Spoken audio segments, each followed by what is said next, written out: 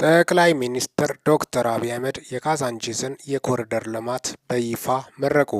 ከተሞቻችንን የማዘመን ሰፊ ጥረት አይነተኛ ማሳያ የሆነውን በካዛንቺስ ያለውን የኮሪደር ልማት ክፍል በይፋ መርቀናል። የተጎሳቆሉና በእጅጉ የተጎዱ ቤቶችንና ከባቢ መገኛ የነበረው ካዛንቺስ ዛሬ የጋራ ጥረትና ለውጥ ሽልማታችን ሆኖ ተገኝቷል። ከዚሁ አካባቢ ተነስቶ ለማህበረሰባችን የከበረ የኑሮ ሁኔታን ለመፍጠር ያለንን ጽኑ እምነትና ተግባር በሚያሳይ አኳኋን ለኑሮ ወደ ተሻለ አካባቢ የተዛወሩትን ነዋሪዎች ከጥቂት ቀናት በፊት ጎብኝተን ነበር። የተዛወሩበት አካባቢ እጅግ ምቹ መሆኑን አይተናል።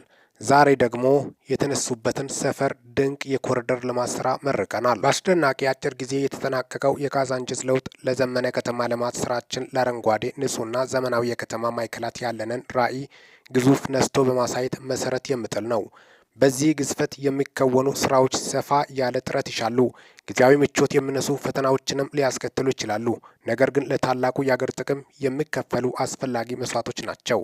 ይህ የእድገት መንገድ መቀጠል ያለበት ነው። የታደሰ ተስፋ ይሰጣልና በተለይ ለልጆቻችን ነገ በማለት ጠቅላይ ሚኒስትር አብይ አህመድ በምረቃ ስነ ስርዓቱ ላይ የተናገሩት ንግግር ነው።